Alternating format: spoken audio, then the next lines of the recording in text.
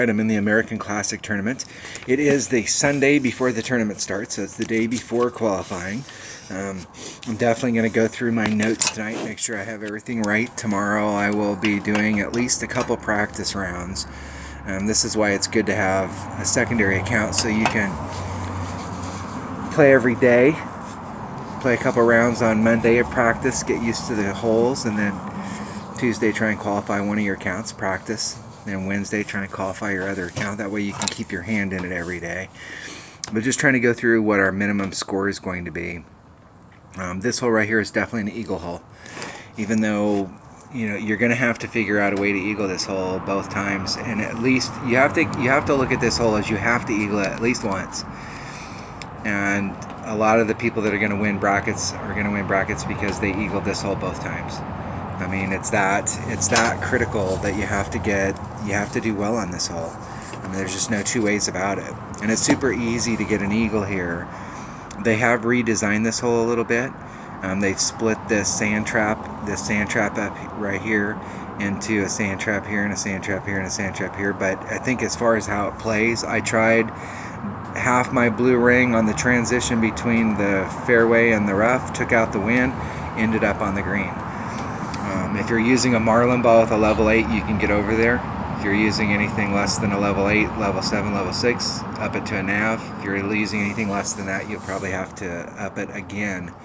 But be careful because the katana's got more side spin on it. But I'm going to have to list this. I personally am going to have to list this hole as you have to get an eagle both times. You have to.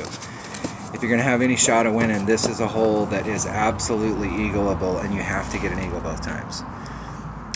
But I think realistically I'm going to put it as a 1.5, but on, like when we're talking about the numbers, like really looking at the numbers, but I'm going to have to, on my scorecard, I'm going to have to get an eagle on this both times if you're going to have any shot at winning some of these brackets.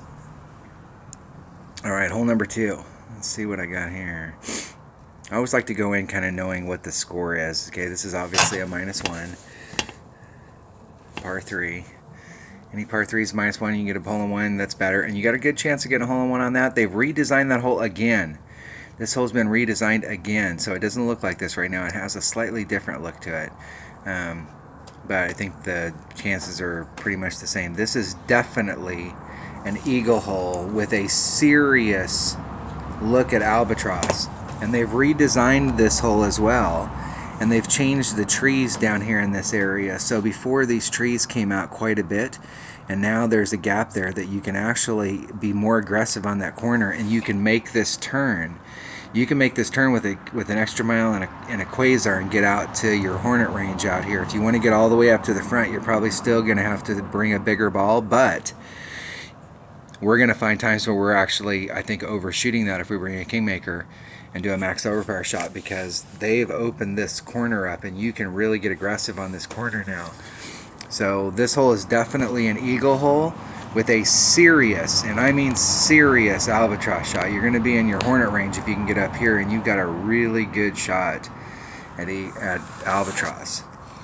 Okay, another par 3, definitely got that's going to be a -1 hole. Okay, we got a par 5 here. This hole right here is definitely an eagle hole. I mean, you're going to get a look at, so there's 2 ways to play this hole.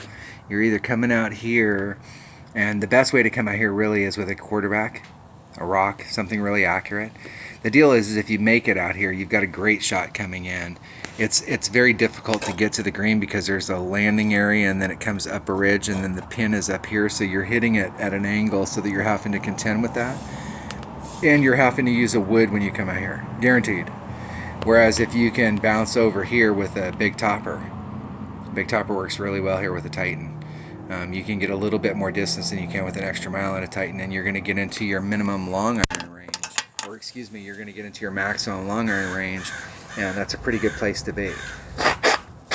If you hit it just right and you bring a Guardian, you could actually try and backspin it on with the Guardian. And that's not a bad shot either. But there, you got a lot of options on this hole. But it's definitely an eagle hole, and the Albie's going to be an exception. So on that hole, that was hole number 5. That's at -2, -2. Okay, so this hole here. Oh my gosh. This hole right here is super eagleable. You have to get an eagle on this at least once. The deal is to hit through these trees and end up right out here. You do not want to be on the green here. You can't make it up. This is an old hole. You end up on the green just dribbling onto the green right here. You better turn around and putt yourself off the green. Take your one-shot penalty and then chip up on there, because you will not be able to put up that hill. Trust me. But this is an absolutely golden opportunity for an eagle shot, and it is a one shot at a time. You have got to get your ball through this gap to get into this range. And so it's really critical in that range too. Like, there's better shots than others. Draw a line here from the rough, and so you want to be on this side of this line, so that when you're coming into the green, you have a clear, absolutely clear shot that you can muster, so that you don't have to contend with or do side spin or anything. It's a straight in shot with a little bit of backspin, like maybe one. It's really important to know your club numbers here, so that if you're ending up in a very consistent spot, you know, like, hey, what your mid numbers are and what your minimum numbers are. But this is absolutely an eagleable hole. You've got to get an eagle here. And we talk about on hole number one, like maybe at 50% of the time. I really think hole number one, you got to get an eagle both times. But on this hole right here, you're going to have to get an eagle at least once every round. It's that critical of a hole. And it's that easy to get that eagle. So, I mean, like, if you're talking about the people that are up in the top 20, like, what's it going to take to be in the top 20? The people in the top 15 are all going to have at least one eagle per round on this hole. Or they're going to pick something else up on something other hole that makes up for it. But this is a hole you absolutely have to get an eagle on at least once every round. And it is a very eagleable hole if you know your short iron numbers. Now, when they redesigned this hole, the last time when they redesigned it, they did open these trees up. You notice there's only 3 trees here. There used to be a whole bunch of trees, and it was really tight. You can actually hit through the trees, and I'm sure that there's a path through there. There's one hole I can think of that I hit through the trees all the time, but this is not one of them. The deal here is that more than likely you're going to end up in the sand. And I would rather take this shot right here and go for eagle every time and just be super conservative on the drive. Use a quarterback. Whenever you use a quarterback, you know, Kingmaker is really good. It's going to cut the wind down on the second shot, even though you probably don't need it on the first shot. It's definitely going to help you on the second shot, and your quarterback is super accurate. This is a hole you have to get you have to get an eagle on this hole at least once every round, if not both times, you know, just depending on your bracket. So that's a 1.5 hole. Hole number 7. All right, this is another one hole, and this hole, of the par 3s that are on this hole right here is what I think is your best opportunity for hole-in-one. I've hole-in-one this hole a lot, and I like this hole. So I'm wedging my sniper with my white rings, so that my white ring is right on the transition between the rough and the fairway. And from that spot, I'm using about 1 and a titch, just a little teeny bit of topspin and just a sliver of left-hand side spin, and trying to go right at it. And you're going to be very, very close. It has a nice little run up right to the hole. I like this hole a lot, but it's still going to be a -1 hole. Hole number 8. All right, this hole right here. This is a tough par 4. If you do the layup, okay, so let's talk about the layup shot. If you do the layup shot and you're trying to get up into, you know, this area where you're on this side of that line, you're going to have to work out your shot coming into the green, because it's tricky. If you're trying to do a backspin shot coming onto the green, you definitely want to make sure you bring, you know, your Saturn, your Guardian. If you're not finding that you have enough in your Saturn, you don't like this shot over here, you don't like ending up where you're at, make sure that you short shoot out here so that you're in your Guardian range. You're probably be in your Guardian range out in this area right here, and you got a pretty good shot coming in at it. If I was hitting over to this side right here to the right, my goal would be to draw the line at the tip of that sand trap, and so my goal is to try and get down here as close to that line as possible. And it's hard to get around the bend down here on the other side of this turn, because you're coming in like this, And so you don't have a lot of control of your ball at the end to try and get it to go around that bend. It's pretty much useless. You can get out to here. Even if you ended up in the rough out here, you got a straight-in shot with your Nirvana, and it's not that bad. But you're pretty much relegating yourself to getting a birdie. It's not that you can't make those shots, it's just they're low percentage. The people that are going to be going for eagle here are going to be going for the shot where they're trying to bounce off this, then they're hopscotching over this and onto the green. And it is a difficult shot. But you can make it. And if you can make it even one time out of the round, you know, this is another hole that's going to be super critical. There's going to be people that are going to be going for that shot and are going to make it. And even if they only make it 50% of the time, that means they got an eagle on this hole and you didn't. You didn't even have a shot. So there's not, in my opinion, a lot of risk going with this shot. The deal is that, in my opinion, it's all about ball. So what you're going to see is a lot of people coming down here and they pick a ball like a ton or whatever, and they're putting overpower on it. And they're trying to land into a very small spot, a very specific way, going in a certain angle in order to get the next bounce right so they can bounce over and get the next bounce right. And overpower and this type of precision don't lend themselves to going together. So in my opinion, if you come to a hole like this where you're trying this type of shot, you really need to make sure you bring the absolute best equipment that you have. So if it takes a power 4 ball to do this or whatever with your clubs so that you don't have to do any overpower, then that's what you got to bring. So this ball is going to expend some resources. You want to bring out the very best stuff that you have on this hole that'll give you the best opportunity to get this shot done. And if you can just get it done once per round, I mean, that is huge. So, I mean, I wouldn't practice any shot other than this shot, other than taking this shot a few times just so you know what it looks like. So, but in the tournament, there's not really a downside out here. I mean, if you end up in the sand, you can chip it on from the sand. There's no real place out here that you can't make it on. Because if you come in at this from the tee box, you're coming into this landing area here. So if you mess up, anything you mess up is going to be in front of that line. And from in front of that line, if you draw the line over here, if you're out in here, you're in your long iron range, which is like 125 if you have a Saturn. So if you have a Nirvana and a Spitfire in your bag, there isn't anything out here on this side of the line that's not within your Spitfire and Nirvana range. So most of the clubs that you have are going to be able to get you out of any trouble that you get into this area. And to actually end up in the drink by doing this shot's pretty limited, unless you're doing one of those big overpowered shots and you miss it, good, or you slice it, then, you might be in some big trouble. But if you come out here and you're just trying to do a normal shot and it's all about setup and you're not doing any overpower, the worst thing that's going to happen to you is you're going to end up in the rough or the sand. The best thing that can happen to you is you'll end up on the green, take a putt, and get an eagle. The best thing that can happen to you out here is that you're going to get a second shot that's really tough. And you may make an eagle.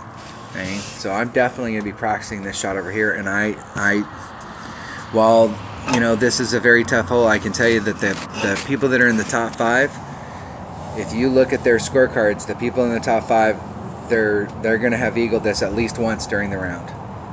At least once. In the top 20, this is still a pretty tough hole to eagle, but, I'd say top 10, you're probably going to still find people that have eagled this hole once. But I'm going to mark this down as you got to get a 1 on it. Even though it's absolutely doable. If you really want to, I'm going to put on my personal notes a 1.5, but on just like the overall, I think it is just a 1 hole. This hole right here is an eagle hole, and you're going to get an Albie shot if you can make your landing. So if you can land in this zone. I've tried hitting up here before, and I can't remember, like I remember I brought a big dog, I hit up into this zone, but I can't remember, like where I was at down here, like if it was, this is a very tricky hole where if you're trying to get on this pad out here and you land anywhere in the sand, you're in big trouble. And so seeing what it is, like next time you get on this hole, and I'm definitely going to do this in the qualifying round tomorrow, I'm going to just lay up. I'm going to lay up once up here at the top and once down here at the bottom, and I'm going to bring a big dog and the biggest ball, biggest normal, like a 3-power ball that I got in my bag. I'm going to bring a Titan because that way I can use the wind to my advantage and see what the look looks like. Because if I have a shot out here with my big dog where I can get on because it's got so much topspin and I can shoot through that gap, it's not very accurate. But I want to see what the shot looks like, because it is very dangerous to get out here on this, and this being the 9th hole, you come out here with the best of intentions and end up out in the rough. You know, you could put your eagle in serious jeopardy. So I'm going to come out here and I'm going to hit into these areas. I'm going to hit into the rough out here a few times and find out how far forward you have to be in order to have any shot at it. Just so that I know, like, if I'm going for a shot out there, you have to be committed when you're doing stuff like this. If you get wishy-washy and end up back here in the sand or the rough, you could be in big trouble. Whereas if you just commit to doing it and then you end up going long and you're in the sand and rough here, it's not a big deal. You can still get on. You know what I'm saying? So you see people that come to holes and they're still trying to figure it out, and it's in the weekend round, they're still trying to figure out what they're going to do, and they're hesitant. They're afraid of the hole. Well, what'll happen more than likely if you're afraid of the hole is you'll fail on this side. If you're being aggressive with the hole and you fail, you're failing on this side, and from on this side you can still get on, then that's the deal. Just be more assertive. But if you can come to a hole like this where you can do a layup shot, it's always worth exploring. You know, you're not really going to have any albie shot from out here because you're not going to be able to manipulate the sand from this far away on the very end of the run. It's hard enough to do it from out here. But I'm just curious to see what it looks like out here. I know we're going to end up shooting out to this island, but I do want to at least explore these looks just so I can see what the deal is. But this is definitely an eagleable hole, but it's a tough eagle. So it's a -2. So let's do some counting here. I got 2, 3, 4, 5, 6, 7, 8, 9, 10, 11, 12, 13, -13. 2. I'm going to add 1 on to that. So, I mean, I think for myself, I'm going to have to shoot like a -14 minimum in the weekend round just to be, like, if you want to be top 10, top 15, you're looking at a 28. This tournament's got that possibility to it. You're already trying to pick the one up on this hole, so there isn't anything left. You could get a hole-in-one on this, so there's one more shot. You're already going for that. There's 2. This is a very albly hole. There's another par 3. There's 3 that you could pick up. This one right here's got that albie shot. There's 4. And we got it. We're already trying to pick this one up. Here's another hole-in-one. There's 5 shots. Here's 6. And there's 7, even though that one's a hard one. I'd say 6. So looking at 6 shots over the 14, this tournament could be one of those tournaments where people are having a hard time getting to the 13, 14. But there's going to be some people that are on fire, and I think this tournament we're going to see some numbers that are in the 30s. Like, we might see somebody that catches fire and goes out there and shoots like a 31 or a 32. But I think in the weekend round, my goal is going to have to be to try and get, if I look at it as a -14 round, I'm going to have to try and shoot. I'm going to have to pick up at least 1 more and shoot -30 in the weekend round in order to have any shot at winning. But I think in most of the brackets, it's going to be somewhere between -26 and -30 is going to be, that's going to put you top 15, and depending on the bracket, that's going to put you, you know, some of those brackets, if you shoot a 30, you're going to win, no doubt about it. I mean, it doesn't happen very often. It does happen where you shoot a -30 and you don't win. I mean, pretty much if you shoot a -30 in any tournament, you're not guaranteed to win, but you're going to be in serious contention. Earlier this year, I shot 2 30 tournaments back-to-back and ended up 2nd and 3rd. So those were tough brackets where you're getting up there and you're getting a bunch of people that are at that score. But usually, if you shoot a -30, that's a pretty good tournament. But this tournament, it could be one of those ones where you could shoot a -30 and somebody beats you with a little bit better score. There are some very makeable holes here, and if somebody's on fire, they are literally they could come out here and really put in a good number. But I'm gonna say in most of the brackets, you're probably looking at a -13, -14.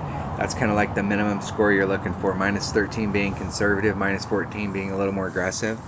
So you're looking for the minus 13, minus 26. If you're playing a little bit and you've got a little bit better control of the wind and know your numbers a little bit better, you really want to be looking towards the minus 28. All right, that was the American Classic Tournament. Hopefully everybody has a great week. I'll continue to post videos as the week goes on. I'll post my qualifying rounds, my practice rounds on Monday, and then my qualifying rounds on Tuesday and Wednesday. All right, thanks for watching.